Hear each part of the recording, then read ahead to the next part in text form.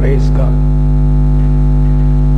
இந்த நாள் காலையிலும் நாம் கூடி வர ஆண்டவர் கொடுத்த பெரிய கிருபைக்காக நன்றி. நம்மோட கூட ஒருத்தர் இருக்கிறார், நம்முடைய தேவன். தேவ தூதர்கள் இருக்கிறாங்க. பரிசுத்த ஐக்கியத்திலே நாம் இருக்கிறோம். பரலோகத்தில் இருக்கிற பிதாவுக்கு இந்த கூடுகையும் தெரியும். கர்த்தருக்கு ஸ்தோத்திரம். இந்த நாள்ல நாம் பாடின வண்ணமாக யெகோவா ஈரே, தேவன் நமக்கு எல்லாவற்றையும் சந்திக்க வல்லவராக இருக்கிறார். அதே நேரத்திலே நல்ல சுகத்தையும் கொடுக்க வல்ல தேவனாக இருக்கிறார். சூழ்நிலைகள் சுற்றி இருக்கிற காரியங்கள் எப்படி இருந்தாலும் நல்ல சுகம் அவரால் கொடுக்க முடியும். அவர் மேல அவரைத்தான் நாம சார்ந்திருக்கிறோம். இயேசு கிறிஸ்து இந்த உலகத்திலே வந்து நமக்காக எல்லாவற்றையும் செய்து முடித்து போயிருக்கிறார். அவரை குறித்து கலாத்தியர்ல ஆவியானவர் சொல்லும் போது, வேதாகமத்தில் அநேக ஆசீர்வதிக்கப்பட்ட மக்கள் இருந்த போதிலும் தாவீது இருந்தாரு, சாலோமோன் இருந்தாரு, தானியேல் இருந்தாரு, யோசேப் இருந்தாரு, ஜோசப் இருந்தாரு, தீர்க்கதரிசிகள் இருந்தாங்க. இவங்களை எல்லாரையும் விட்டுட்டு ஆபிரகாமின் ஆசீர்வாதம் கலாத்தியருக்கு நான் எழுப்பும் பொழுது பார்க்கிறோம். கலாத்தியர் 3ஆம் அதிகாரம் 13ஆம் வசனத்தும் 14ஆம் வசனத்திலேயே நான் பார்க்கிறது என்னென்றால், கிறிஸ்து நமக்காக சாபமாகி நியாயப்பிரமாணத்தின் சாபத்துக்கு நம்மை நீங்களாக்கி மீட்டுக் கொண்டார். 14ஆம் வசனத்துல கலாத்தியர் 3ஆம் அதிகாரம் 14ஆம் வசனம், ஆபிரகாமுக்கு உண்டான ஆசீர்வாதம் கிறிஸ்து இயேசுவினால் புரஜாதிகளுக்கு வரும்படியாகவும், புரஜாதிகள் சொல்லுவது நமக்கு வரும்படியாகவும், ஆவியை குறித்து சொல்லப்பட்ட வாக்கு தத்தத்தை நாம் விசுவாசத்தினாலே பெறும்படியாகவும் இப்படி ஆயிற்று. சோ முதலாவது ஆபிரகாமுக்கு உண்டான ஆசீர்வாதம், இரண்டாவது ஆவியை குறித்து சொல்லப்பட்ட வாக்கு தத்தம். பழைய ஏற்பாடு மக்களுக்கு அல்லது யூதர்களுக்கு ஆபிரகாமுக்கு உண்டான ஆசீர்வாதம் இருந்தது. ஆனால் ஆவியை குறித்து சொல்லப்பட்ட வாக்கு தத்தம் நமக்கே குறித்தானது. அல்லேலூயா. ஏன் ஆபிரகாமை ஆண்டவர் ஆசீர்வதித்தார்? ஆபிரகாமை அவர் எத்தனையோ பேர் இருந்த போதிலும் ஆபிரகாமை தேவன் தனியாக அழைக்கிறார். அதற்கு அவர் கீழ்ப்படிந்தார். ஆதியாகமம் 22ஆம் அதிகாரம் 16ஆம் வசனம். ஆதியாகமம் 22ஆம் அதிகாரம் 16ஆம் வசனம். இதுல எத்தனையோ இடங்கள்ல ஆபிரகாமை ஆசீர்வதிக்கிறேன்னு சொன்ன போது இந்த இடம் மிகவும் முக்கியமான ஒரு இடம். இங்க ஆபிரகாம் தன் மகனை, தன் சொந்த ஏக புத்திரனை ஆண்டவருக்கு பலியாக ஒப்பு கொடுத்த இடம். அவர் என்ன நினைச்சாரு? கட்டையை வச்சாச்சு, நெருப்பு ரெடியா இருக்கு, ஈசாக்கை வச்சாச்சு. அவர் ஈசாக்கை பலியிட்டு அது சாம்பலாக போகிறது. அதிலிருந்து ஈசாக்கை திரும்பி கொண்டு வருவார் என்ற நம்பிக்கையோடு இருந்து அந்த நாளிலே ஆண்டவரை சொன்ன வார்த்தையை செய்கிறவராக அங்கே நாம் பார்க்கிறோம்.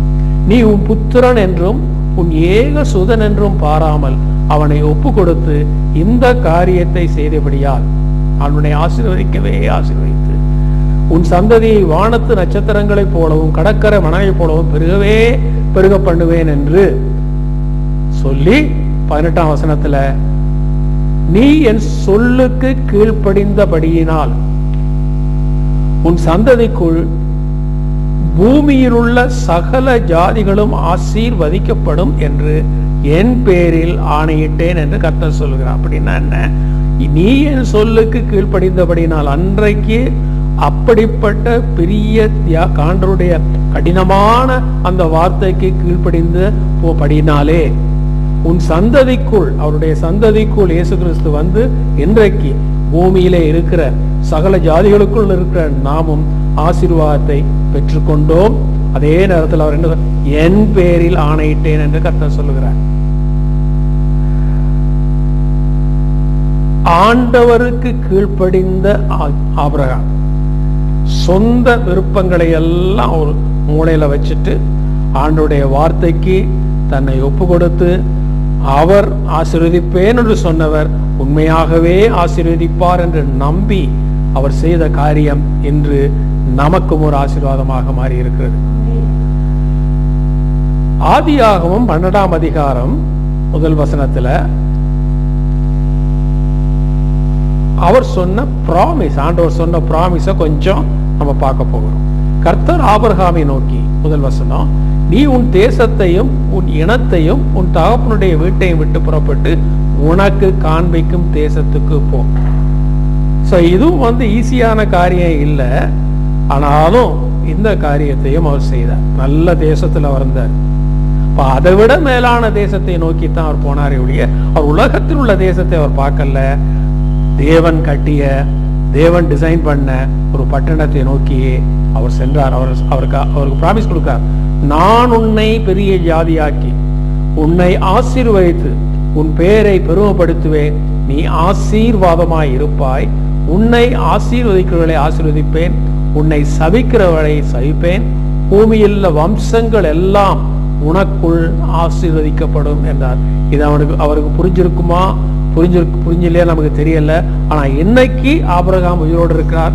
அவருக்கு இந்த வார்த்தை நல்லா இன்னைக்கு புரிஞ்சிருக்கும். உங்களையும் என்னையும், இந்த பரிசுத்தவான்களையும், பரலோகத்தில் இருக்க பரிசுத்தவான்களையும், இன்னுமாக பூமியிலே அவர் நிமித்தமாக, அந்த விசுவாச சந்தையின் அந்த ஆசீர்வாதத்தின் நிமித்தமாக ஆண்டவருக்குள்ளாக வந்த அத்தனை ஜனங்களையும் அவர் பார்க்கும்போது அவருடைய நிச்சயமாகவே அவர் செய்த தியாகம் ஒன்றும் இல்லை என்பதை குறித்து அவர் அறிந்திருப்பார்.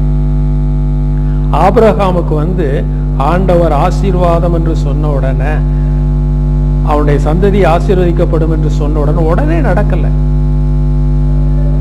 அவர் தேவன் முன்பாக நடக்க வேண்டியதா இருந்தது. ஆதியாகமம் 17ஆம் அதிகாரம் 1 வசனம், ஆபிரகாம் 99 வயதான போது கர்த்தர் ஆபிரகாமுக்கு தரிசனமாகி, நான் சர்வ வல்லமையுள்ள தேவன், நீ எனக்கு முன்பாக நடந்து கொண்டு உத்தமனாயிரு, நீ எனக்கு முன்பாக நடந்து கொண்டு உத்தமனாயிரு, walk before me and thou perfect, எனக்கு முன்பாக நடந்து கொண்டு உத்தமனாக இரு. சர்வ வல்லமை உள்ள தேவன் என்று சொல்லும் போது என்ன சொல்றாரு?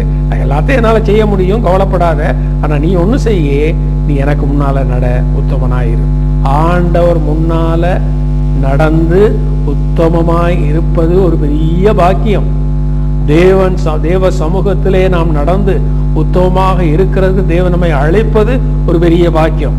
இந்த மாதம் நமக்கு ஒரு நல்ல ஒரு பாக்கியமான மாதமாக, நாம் தேவனுக்கு முன்பாக நடந்து கம்பீரமாக நடந்து உத்தமனாய் இருக்கக்கூடிய ஒரு மாதமாக இருக்கட்டும். ஏன்னா தேவனுக்கு முன்பாக நீங்களும் நானும் நடக்க முடியும். அவருடைய பிள்ளைகள், ஆபிரகாமுடைய பிள்ளைகள் நாம். அவர் நமக்கு விசுவாசத்திலே தகப்பன். தேவனுடைய பிள்ளைகள் நாம். தேவனுக்கு முன்பாக உத்தமனாய் நடக்க முடியும். நமக்கு பரிசுத்த ஆவியானவரை கொடுத்திருக்கிறார். இல்லைன்னா கேளுங்க, அவனுக்கு தரேன்னு சொல்லியிருக்கிறாரு. தேவன் நமக்கு ஆவியானவரை கொடுத்திருக்கிறார். தேவனுடைய பிள்ளையாக நம்மை முத்தரித்திருக்கிறார். ஆகவே அவருக்கு முன்பாக உத்தமனாய் நடப்பது சாத்தியமான காரியம். இந்த மாதம் தேவனுக்கு முன்பாக நடக்கிற மாதமாக இருக்கட்டும். கர்த்தருக்கு ஸ்தோத்திரம். நான் உனக்கு, 2ஆம் வசனத்துல, நான் உனக்கும் எனக்கும் நடுவாக என் உடன்படிக்கையை ஏற்படுத்தி உன்னை மிகவும் திரளாய் பெருக பண்ணுவேன் என்றார். அப்பொழுது ஆபிரகாம் முகங்குப்புற விழுந்து வணங்கினான். தேவன் அவனோடே பேசி, நான் உன்னோடே பண்ணுகிற என் உடன்படிக்கை என்னவென்றால், நீ திரளான ஜாதிகளுக்கு தகப்பனாவாய். அந்த நேரத்தில் அவருக்கு உண்மையா 99 வயசு. என்ன புரிஞ்சிருக்கும்? திரளான ஜாதிகளுக்கு தகப்பனாய் ஆவாய்ன்னு சொல்லிட்டு அவருக்கு நல்ல ஒரு பேரையும் கொடுக்கிறாரு.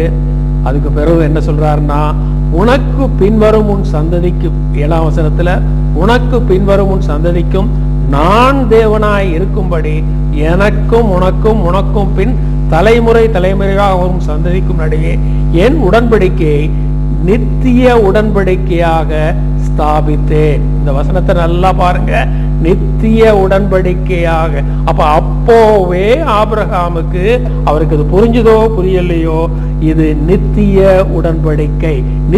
நித்தியமாக ஆபிரகாம் விசுவாசத்தின் தந்தையாக, அவர் மூலமாக வந்த இயேசு கிறிஸ்துவின் மூலமாக அநேகர் ஆண்டவருடைய பிள்ளைகளாக மாறி இந்த நாளிலே தேவ சமூகத்திலே பரிசுத்தவான்களுடைய கூட்டம் இருக்கு. இந்த உலகத்திலே தேவனை தெரிந்து கொண்ட பரிசுத்தவான்கள் என்ற ஒரு கூட்டம் உண்டு. இந்த கூட்டம் நித்தியமாக தேவனோடு இருக்க போகிற கூட்டம். ஹல்லேலூயா. நாம் ஒருவேளை இந்த மாதத்துக்குரிய ஒரு ஆசீர்வாதத்தை தேவ சமூகத்திலே நாம் கேட்டுக்கொண்டிருக்கலாம். ஆனால் ஆண்டவர் சொல்லுகிற வார்த்தை என்ன? என் முன்னால நீ உத்தம மகனாய் நட. என்னுடைய மகன், என்னுடைய உடன்படிக்கை நித்தியமான உடன்படிக்கை. இந்த மாதத்துக்கு மாத்திரமல்ல, இந்த வருஷத்துக்கு மாத்திரமல்ல, நித்தியமாகவே நீ ஆசீர்வாதமாய் இருப்பாய். நீ ஆசீர்வதிக்கப்பட்ட ஜனம், என்னுடைய ஜனம். உன்னை ஆசீர்வதிப்பதே எனக்கு பிரியம் என்று ஆண்டவர் சொல்லுவராக இருக்கிறார். கர்த்தருக்கு ஸ்தோத்திரம். So ஆகவே this covenant is not a temporal one, but applicable to his, not only to this world alone, but it is an everlasting covenant. நித்தியமான உடன்படிக்கை. He is going to be our everlasting God. Hallelujah. He is going to be our everlasting God. He is God today. He is going to be God forever and ever and ever. We are going to be with him forever and ever. This is a glory which is God's glory. We are filled with that glory. Amen. So ஆண்டவருடைய சமூகத்திலே நிற்பதற்கு நமக்கு தேவை என்னன்னா நீதி. அவர் நீதிபரராய் இருக்கிறது போல, அவர் உத்தமராய் இருக்கிறது போல, நீங்களும் நானும் உத்தமராய் இருக்கிற பிள்ளைகளுக்கு உத்தமராய் இருக்கணும். இந்த நீதியை இந்த உலகத்திலே நாம் பெற்றுக்கொள்ளவே முடியாது. உலகம் நமக்கு இந்த நீதியை கொடுக்காது. So we are going to gain righteousness that is necessary to live with God forever. This righteousness is everlasting righteousness. இந்த நீதியும் நித்தியமான நீதியாக இருக்க போகிறது. ரோமர் 4ஆம் அதிகாரத்தை திருப்பிங்க 16ஆம் வசனத்தையும் 17ஆம் வசனத்தையும் நான் உங்களுக்காக வாசிக்கிறேன். ஆதலால் சுதந்திரமானது கிருபையினால் உண்டாயிருக்கும்படி அது விசுவாசத்தினாலே வருகிறது. நியாயப்பிரமாணத்தை சார்ந்தவர்களாகிய சந்ததியாருக்கு மாத்திரமல்ல, நமக்கு எல்லாருக்கும் தகப்பனாகிய ஆபிரகாமுடைய விசுவாசத்தை சார்ந்தவர்களாக எல்லா சந்ததியாருக்கும் அந்த வாக்குத்தத்தம் நிச்சயமாய் இருக்கும்படி அப்படி வருகிறது. நிச்சயமாய் இருக்கும்படி அப்படி வருகிறது. So it is by grace the righteousness is coming to us. கிருபையினாலே, விசுவாசத்தினாலே அந்த நீதி நமக்கு வருகிறது. ஆபிரகாம் தேவனை விசுவாசித்தான், அது அவருக்கு நீதியாக எண்ணப்பட்டது. ஆகிலும் ஆபிரகாம் தேவனுக்கு முன்பாக உத்தமனாக நடந்தார். தேவனுடைய வார்த்தைகளை அவர் அப்படியே கீழ்ப்படிந்தார். ஆண்டவர் நீதியின் மேலே நீதியை கொடுத்து இந்த நாளிலும் ஆபிரகாம் தேவ சமூகத்திலே அநேகருக்கு ஆறுதலின் தகப்பனாக பரலோகத்திலே இருப்பதை நாம் வாசிக்க முடிகிறது. நமக்கு தெரியுது ஆபிரகாம் எப்படி இருக்கிறார். 17ஆம் வசனத்தில் அநேக ஜாதிகளுக்கு உன்னை தகப்பனாக ஏற்படுத்தினேன் என்று எழுதியிருக்கிறபடி அவன் தன் விசுவாசித்து இருக்கிறவருமாய் மரித்தோரை உயிர்ப்பித்து இல்லாதவைகளை இருக்கிறவை போல் அழைக்கிறவருமாய் இருக்கிற தேவனுக்கு முன்பாக நம் எல்லாருக்கும் தகப்பனானான். அவன் 18ஆம் வசனத்துல நம்பிக்கையோட விசுவாசித்தான். இதை அப்படியே நம்பிக்கையோட விசுவாசித்தான். 99 வயசுல 19ஆம் வசனத்துல அவன் விசுவாசத்தினாலே பலவீனமாய் இருக்கவில்லை, சாராளுடைய கற்பம் செத்து போனதையும் எண்ணாதிருந்தான், தான் சரீரம் செத்து போனதையும் எண்ணாதிருந்தான். ஆண்டவருடைய வார்த்தையை மாத்திரம் நாம நம்புவோம். சூழ்நிலைகள் எதையும் நான் நம்ப வேண்டியதில்லை, நம்ம அறிவை கூட நான் நம்ப வேண்டியதில்லை. ஆண்டவர் சொன்னாரா உங்களுக்கு சுகம் உண்டுன்னு அதை அப்படியே நம்புவோம். உன்னை ஆசீர்வதிக்கவே ஆசீர்வதித்து உன்னை பெருகவே பெருகப்படுன்னு சொன்னாரா அதை அப்படியே எடுத்துக்கொள்வோம். நாம் செய்ய வேண்டியது விசுவாசிக்கணும், நாம் செய்ய வேண்டியது கர்த்தருக்கு முன்பாக உத்தமனாக நடக்கணும். நாம் செய்ய வேண்டியது அவர் சொன்ன காரியத்தை எப்படி ஆயினும் செய்து முடிக்கும் போது ஆண்டவர் சந்தோஷப்படுவார். தேவன் வாக்குத்தத்தம் 21ஆம் வசனம், தேவன் வாக்குத்தத்தம் பண்ணினதை நிறைவேற்ற வல்லவராய் இருக்கிறார் என்று முழு நிச்சயமாய் நம்பி தேவனை மகிமைப்படுத்தினான், விசுவாசத்தில் வல்லவனானான். அப்ப தேவனை எப்ப நம்ம ஆபிரகாம் எப்படி மகிமைப்படுத்தினா? விசுவாசத்தினாலே. விசுவாசத்தினாலே ஆண்டவர் தேவன் வாக்குத்தத்தம் பண்ணினதை நிறைவேற்ற வல்லவராய் இருக்கிறார் என்று முழு நிச்சயமாய், அற நிச்சயம் இல்ல, முழு நிச்சயமாய் நம்பி, இதை நம்பும் போதே தேவனுக்கு மகிமை. இன்னைக்கு நம்முடைய வாழ்க்கையில நாம் ஆண்டவரை நம்பும் போது, முழு நிச்சயமாக நம்பும் போது அது தேவனை மகிமைப்படுத்தும். அதே நேரத்திலே நம்மை விசுவாசத்துல பவர்ஃபுல்லா மாற்றும். It will make us powerful in our faith. 23ஆம் வசனத்தில் 22, 23ஆம் வசனத்துல ஆகையால் அது அவனுக்கு நீதியாக எண்ணப்பட்டது. அப்ப நீதியாக எண்ணப்பட்டது என்று சொல்லும் போது தேவ சமூகத்திலே நிக்க தகுந்த ஒரு தகுதியை கொடுத்தது. விசுவாசத்தை உறுதியாக பற்றி கொள்ளும் போது தேவனை நாம் மகிமைப்படுத்துகிறோம், விசுவாசத்துல வளர்றோம், விசுவாசத்துல வல்லவராக இருக்கிறோம். ஆகவே விசுவாசத்தோடு தான் நாம் தேவனை என்ன செய்யணும்? பிரியப்படுத்த முடியும். அவருக்கு முன்பாக நிற்பதற்கேற்ற நீதியை தேவன் நமக்கு இலவசமாக கொடுக்கிறார். கர்த்தருக்கு ஸ்தோத்திரம். 23ஆம் வசனத்துல அது அவனுக்கு நீதியாக எண்ணப்பட்டது என்று அவனுக்காக மாத்திரமல்ல நமக்காகவும் எழுதப்பட்டிருக்கிறது. The same way, அவ்வண்ணமாக நமக்கும் தேவன் நீதியை கொடுத்து நாம் விசுவாசிக்கும் போது, விசுவாசத்தை முழுமையாக நம்பும், அவருடைய வார்த்தையை முழுமையாக நம்பும் போது நாம் தேவனை மகிமைப்படுத்துகிறோம். தேவன் நமக்கு நீதியை கொடுத்து நம்மை மகிமைப்படுத்துகிறார். அந்த நீதியை நிமித்தமாக தேவனுக்கு முன்பாக நான் நிற்கவும் உத்தமனாக இருக்கவும் தேவ பலம் நமக்குள்ளே இறங்கும். கர்த்தருக்கு ஸ்தோத்திரம். நம்முடைய கர்த்தராகிய இயேசு கிறிஸ்துவை 24ஆம் வசனம், நம்முடைய கர்த்தராகிய இயேசு கிறிஸ்துவை மரித்தோரிலிருந்து எழுப்பினவரை விசுவாசிக்கிற நமக்கும் அப்படியே எண்ணப்படும். 25ஆம் வசனத்துல நான் நீதிமான்கள் ஆக்கப்படுவதற்காக எழுப்பப்பட்டும் இருக்கிறார். அல்லேலூயா. இன்றைக்கு இயேசு கிறிஸ்து உயிரோடு எழுந்தவராக நம்மத்திலே உலாவுகிறவராக இருக்கிறார், நமது வீடுகளிலே இருக்கிறவராக இருக்கிறார். கர்த்தருக்கு ஸ்தோத்திரம். எதற்காக? நாம் நீதிமான்கள் ஆக்கப்படுவதற்காக, நாம் நீதிமான்கள் ஆக்கப்படுவதற்காக. இந்த மாதம் பூராவும் இந்த ஆரம்பத்தில் இருக்கிறோம், கடைசியில நம்முடைய நீதிமானாக, அதிக நீதிமானாக நாம் மாற்றப்பட வேண்டும். இதற்காகவே இந்த மாதம் நமக்கு கொடுக்கப்பட்டிருக்கிறது.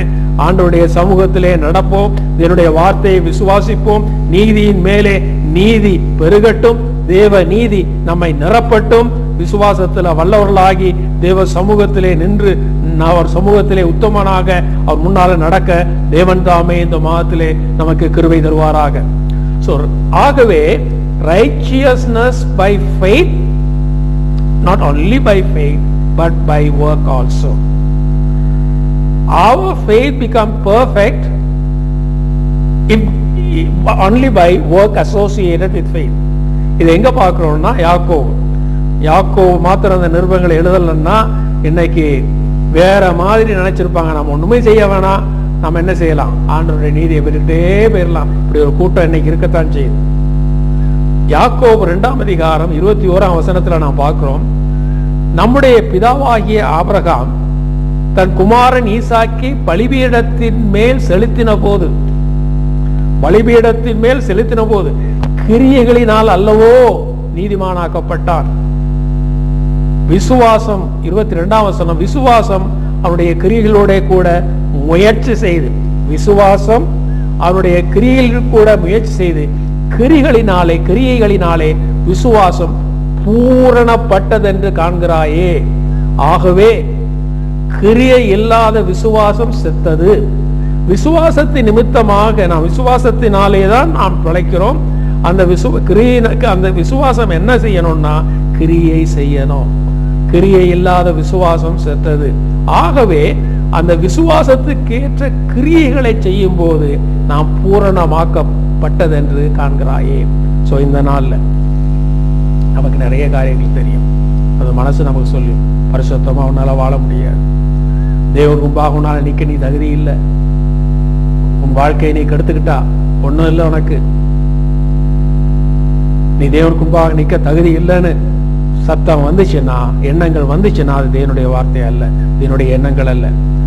ஆபிரகாமை போல நாமும் தேவனுக்கு முன்பாக நடந்து உத்தமனாய் இருக்க முடியும் என்பதை நாம் அங்கீகரித்து கிரியை செய்ய ஆரம்பிப்போம். கர்த்தருக்கு ஸ்தோத்திரம். ஆதலால் மனுஷன் 24 வசனம், ஆதலால் மனுஷன் விசுவாசத்தினாலே மாத்திரமல்ல கிரியைகளினாலும் நீதிமானாக்கப்படுகிறான் என்று நீங்கள் காண்கிறீர்களா?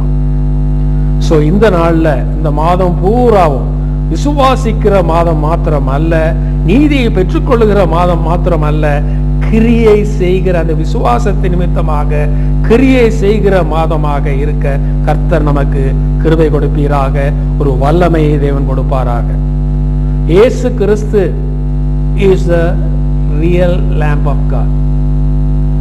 ஆபிரகாம் ஆசீர்வாதத்தை எங்க பார்த்திருப்பாருன்னா ஈசாக்கு உள்ளதான் பார்த்திருப்பார்.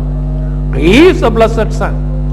இந்த ஈசாக்கின் மூலமாகத்தான் தேவன் எல்லா ஆசீர்வாதத்தையும் இந்த ஈசாக்குள்ள வச்சிருக்கிறாரு அவர் நினைச்சிட. உண்மைதான், அவருடைய பார்வையிலே. ஆனால் God the Father saw all blessing in his son Jesus. இயேசு கிறிஸ்துவுக்குள்ள எல்லா ஆசீர்வாதங்களையும் பிதாவாகிய தேவன் பார்த்தார். சோ இன்றைக்கு அந்த இயேசு கிறிஸ்து ஆபிரகாமின் சந்ததியிலே வந்த அந்த இயேசு கிறிஸ்து, அவர் ஆபிரகாமின் சந்ததியிலே வந்தாலும் அவர் பரலோகத்திலிருந்து, பரலோக பிதாவினிடத்திலிருந்து நமக்கு கொடுக்கப்பட்ட தேவ ஆட்டுக்குட்டி. Praise God. Hallelujah. நமக்காக, உங்களுக்காக, எனக்காக நம்முடைய பாவங்கள் சாபங்கள் எல்லாம் தீர்க்கப்படத்தக்கதாக, அக்கிரமங்கள் எல்லாம் தீர்க்கப்படத்தக்கதாக, நம்மை நீதிபரராக மாற்றி தேவ சமூகத்திலே நிற்கத்தக்கதாக, வைக்கத்தக்கதாக, ரத்தம் சிந்தப்படத்தக்கதாக, பலி செலுத்தப்படும்படியாக ஒரு ஆட்டுக்குட்டியை ஆண்டவர் ஆயத்தப்படுத்தினார். அந்த ஆட்டுக்குட்டி வேறு யாரும் அல்ல, தேவ ஆட்டுக்குட்டி ஆகிய இயேசு கிறிஸ்து.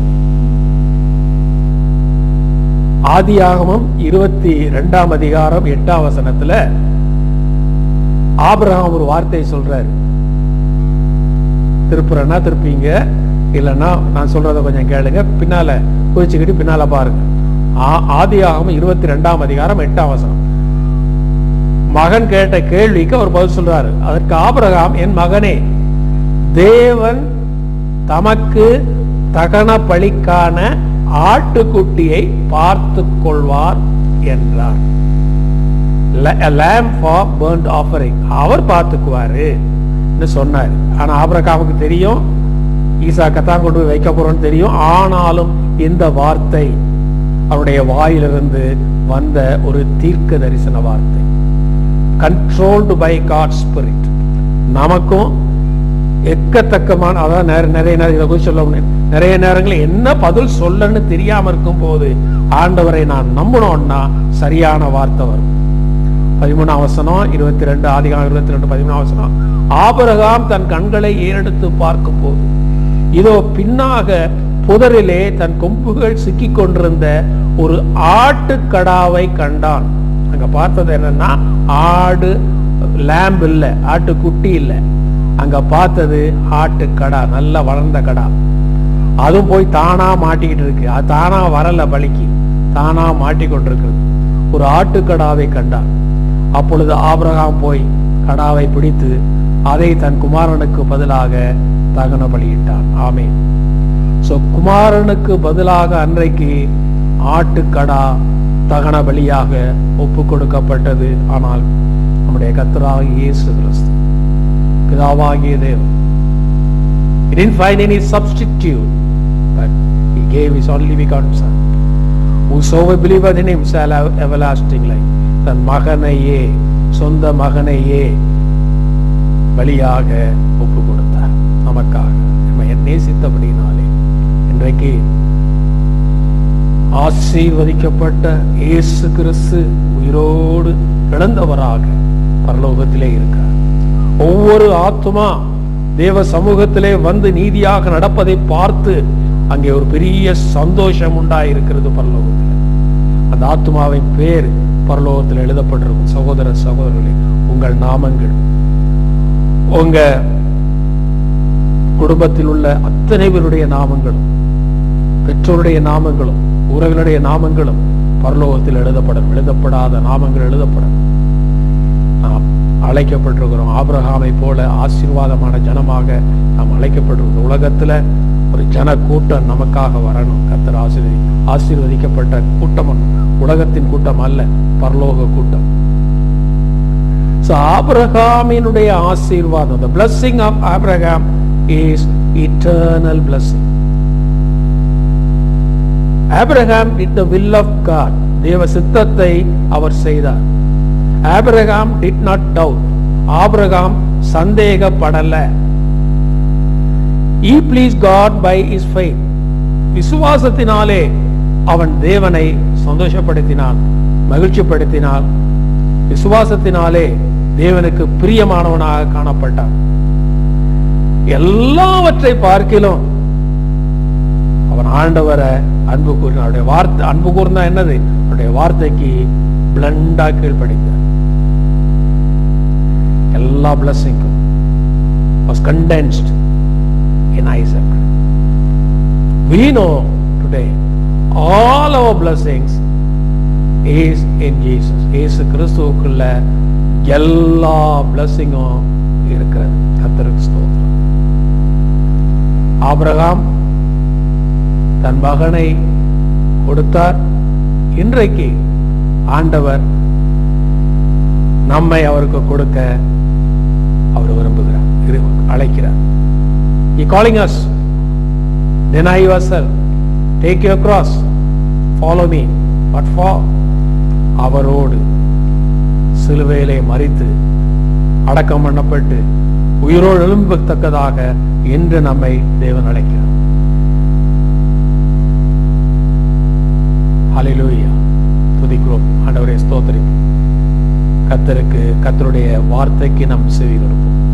உடைய சரீரத்தை பலிபீடத்திலே வைப்போம். ஜீவனுள்ள பலியாக, ஜீவனுள்ள பலியாக உடைய சரீரத்தை பலிபீடத்திலே வைப்போம். நம்மை ஆசீர்வதிக்கிற தேவன் இன்றைக்கும் ஜீவனோடு உயிர்த்தெழுந்தவராக நம் மத்தியிலே இருக்கிறார். நித்திய தேவன் அவர். Eternal God is He. His blessing will continue forever and ever. That shows that we will have eternal joyful life with Jesus, Father and Holy Spirit. இந்த நாளிலே நம்மை ஒப்புக் கொடுப்போம். 9 மாதங்கள் கடந்து வந்துவிட்டோம். இனி ஒரு 3 மாதங்கள் உண்டு. ஒருவரும் லைஃப்ல எதிர்பார்க்காத நிகழ்வுகள் இந்த வருஷத்துல நடந்திருக்கு. ஆகிலும் தேவனுடைய வார்த்தை மாறாதது. நம்மை ஆசீர்வதிக்கவே ஆசீர்வதித்து பெருகவே பெருக பண்ணுவேன் என்று சொன்ன தேவனுடைய வார்த்தை நிச்சயமாகவே பலிக்கும். சுகம் தருவேன் என்று சொன்ன ஆண்டவருடைய வார்த்தை, என் தழும்புகளினாலே நீங்கள் சுகம் ஆவீர்கள் என்று சொன்ன ஆண்டவருடைய வார்த்தை நிச்சயமாகவே பலிக்கும். பிள்ளைகளுடைய ஆசீர்வாதத்தை நீ காண்பாய் என்று சொன்ன வார்த்தைகள், எல்லா வாக்கு தத்துவங்களும் நிச்சயமாகவே நமக்கு உண்டு. கண்களை மூடி ஆண்டவருடைய திருப்பாதத்தை பார்ப்போம், அவருடைய முகத்தை பார்ப்போம். நமக்கு ஒரு ஆசீர்வாதம் வரட்டும், பிள்ளைகளுக்கு வரட்டும். கையிலே செய்கிற கிரியைகளிலே ஒரு ஆசீர்வாதம் இருக்கட்டும். வீட்டுக்குள்ளே ஆசீர்வாதம் தங்கட்டும்.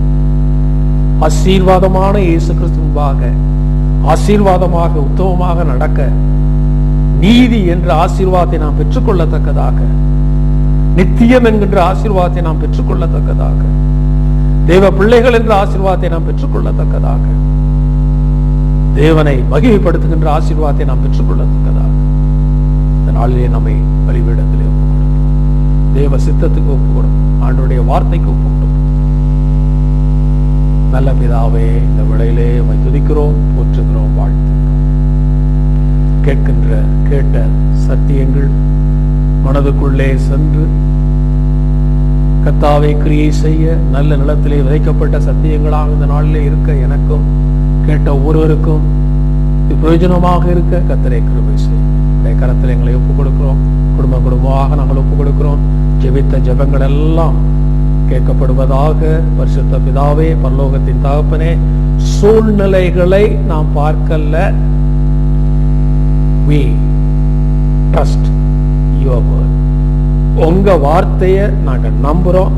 நீங்க எங்களோட கூட இருக்கிறத நாங்க உணர்கிறோம். எங்களுக்காகவே இந்த உலகத்துல வந்து மரித்து அடக்கம் பண்ணப்பட்டு உயிரோடு எழும்பி இன்றைக்கும் உயிரோடு இருந்து கர்த்தாவே நாங்கள் நீதிபரராக முற்றுமாக மாற்றப்பட எங்களுக்குள்ளாக கிரியை செய்கிற தேவனே, உம்மை நாங்கள் துதிக்கிறோம், போற்றுகிறோம்.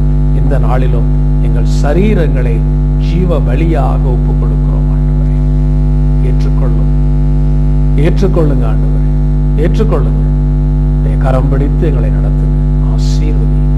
சிறு பிள்ளைகளை ஆசீர்வதிங்க, வாலிப பிள்ளைகளையும் வாலிப பெண்களையும் ஆசீர்வதிங்க. விசேஷமாக மனம் திரும்பாதவர்கள் மனம் திரும்பி ஞானஸ்நானம் எடுத்து தேவனை உம்மோடு மரித்து உம்மோடு எழும்பத்தக்கதாக ஒரு ஜெப ஜீவியமும் ஜெக ஜீவமும் ஒரு நல்ல வல்லமையான ஜீவியமும் தேவனுக்கு மகிமைக்காக ஜீவிக்கவும் கர்த்தரே கிருபை செய்யுங்க. விசுவாசத்திலே நாங்கள் எல்லாரும் வல்லவர்களாக மாறணும் ஆண்டவரே. பரிசுத்த பிதாவே, உம்மை நாங்கள் மகிமைப்படுத்தணும் ஆண்டவரே. உடைய வருகை சீக்கிரமாய் இருக்குமே, ஆனால் நாங்கள் ஆயத்தப்படுத்தணும் ஆண்டவரே. கிருபை செய்யுங்களை கூட்டிச் சேருங்க. இந்த மாதம் பூராவும் அற்புதங்களை காண, உடைய வார்த்தைகளை கேட்க, உடைய தரிசனத்தை காண, உடைய சமூகத்திலே நிற்பதை உணர எங்களுக்கு வேண்டாம்.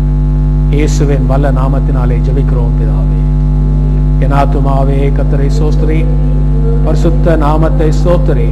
என் ஆத்துமாவே கர்த்தரை ஸ்தோத்திரி, அவர் செய்த சகல உபகாரங்களையும் மறவாதே. ஆமென். நம்முடைய கர்த்தராகிய இயேசு கிறிஸ்துவினுடைய கிருபையும் தேவனுடைய அன்பும் பரிசுத்த ஆவியின் ஐக்கியமும் நம்மளோடு கூட புதைக்க இருப்பதாக. ஆமென், ஆமென், ஆமென்.